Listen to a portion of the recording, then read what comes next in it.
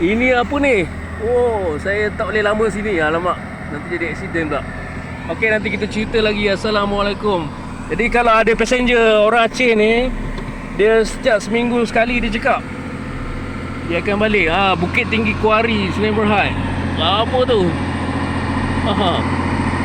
Oi, tiba-tiba kalau runtuh. Oh, dia umban sini. Jadi saya pagi ni, kalau anda kata kat Gotong ni, tak tahulah ada orang nak balik ke, nak turun balik ke KL pula sekarang kan. Biasanya orang biasanya balik petang-petang sikit lah.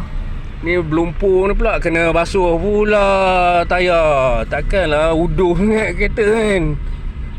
Kereta belum berlumpur nak ambil pelancong kat Genting Island. Okey lah, tak apalah. Dia punya tambang tadi okey lah.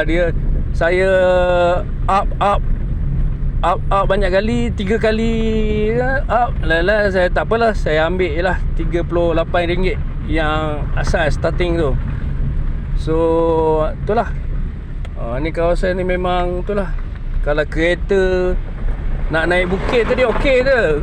Saya okey je kereta, alhamdulillah. Walaupun gearbox ada problem, alhamdulillah tak ada apa setakat ni. Suhu pun okey.